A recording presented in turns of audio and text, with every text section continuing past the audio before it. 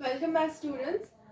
Today we'll be starting with this chapter 11, which talks about solar and lunar eclipse. Earlier in one class we have already studied, we had the concept of what is solar eclipse. So today we'll be again discussing in detail about the solar and the lunar eclipse.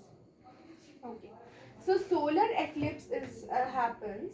So this chapter basically focuses on these two eclipses, and the reason for eclipse are being given point wise. I'm just explaining it. So because in solar eclipse the shadow of the moon, what happens is you can see that the sun, moon, and the earth, all these three bodies come in one single line. Okay, so as a result of which the shadow of the moon falls on the earth. Hence, because of the shadow of the moon falls on the earth, we cannot see the sun for some point of time. After the moon moves from its position, after the moon, we all know that the moon rotates around the earth, right? Like the earth rotates around the sun. So after the moon changes its place while rotating, then partially we can see the sun, and gradually we can see the whole of the sun again. So it stays for some hours, so for few hours, for a specific time. And similarly for lunar eclipse, the shadow of the earth falls on the moon. Hence for the moon, like solar eclipse happen, the lunar eclipse also happens when this three celestial bodies come within one line, and the shadow of the earth falls on the moon. Hence moon is not visible for certain point of time, because it gets the light. Moon is a star which gets the light from the sun, right? So since it does not produce its light on its own, so it is a satellite of the earth, but it does not produce the light of its own. Hence it receives the light from the sun, on the basis of which we can see the moon.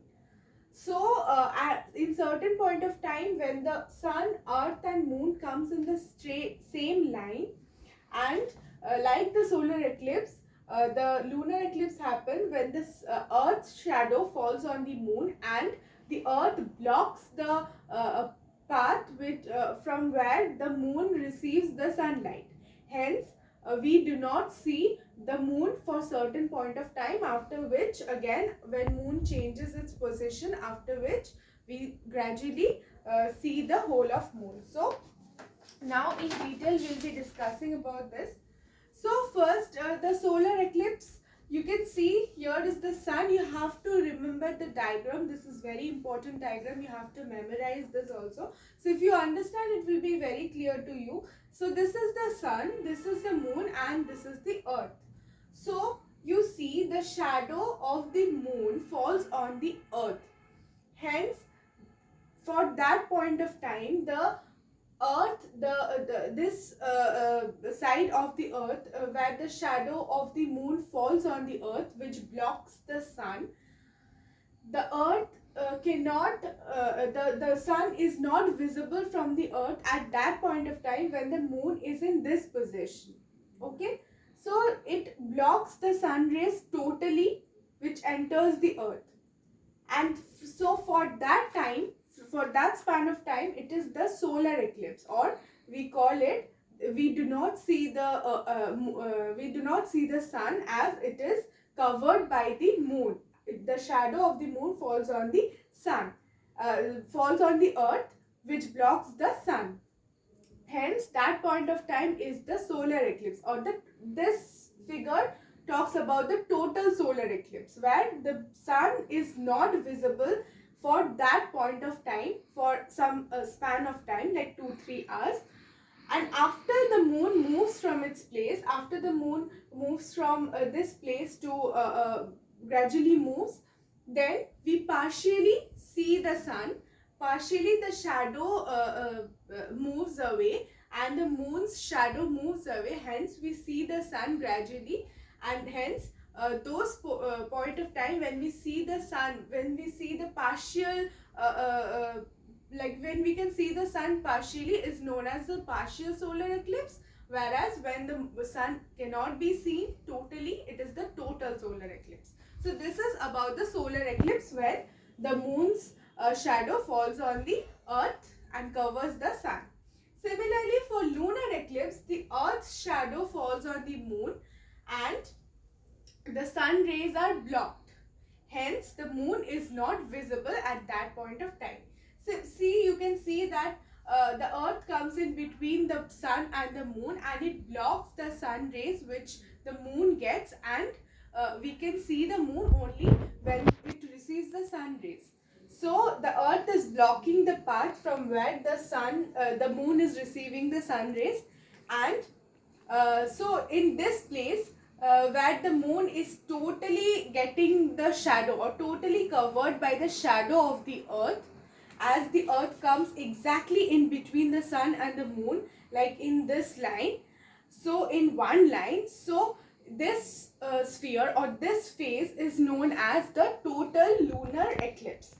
While when the earth also moves, when the moon moves from this place, and when it changes its position gradually, when it moves from here to here and then it changes, we can see the moon gradually. Or when it moves to here, this place, when it comes to this place, we can see the partial moon, like the partial portions of the moon can be seen because the shadow is being moved or has reduced. And then gradually when the moon comes out of this place, when it moves from here to here, then we can gradually see the moon, and the moon can be visible once it comes out of this position and it gets the sun rays. Hence the shadow gets removed. So this scenario or this scene where the earth, sun and the moon comes in the same line, and the earth comes in between sun and moon, is known as the lunar eclipse. While the moon can be seen partially, is known as partial lunar eclipse, and when the moon is totally covered and cannot be seen, is known as the total lunar eclipse. Now these regions are being divided into two parts.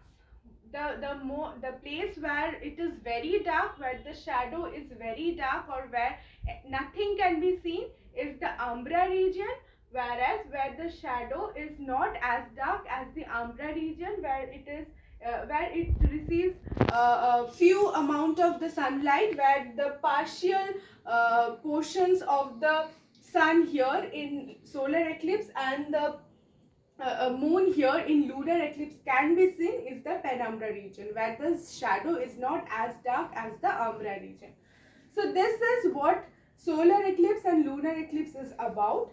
So we can see this phenomena few months back also we had experienced the total solar eclipse also. And I think you all have heard about solar eclipse and lunar eclipse, or in Bengali we call it Grohon.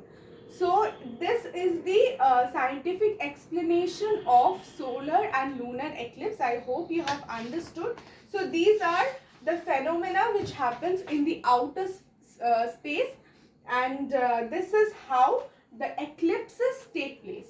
Okay, so you have to go through the chapter in order to understand what I have explained. And you have to remember these diagrams. These are very important. So while drawing these diagrams, you have to use scales, because these lines should be proper. These lines should be exactly straight, like these lines are slanting, of course. So this should be drawn with a scale in order to get the exact figure like this. Okay, and it should not be like this. If you draw by hand, this will not get properly.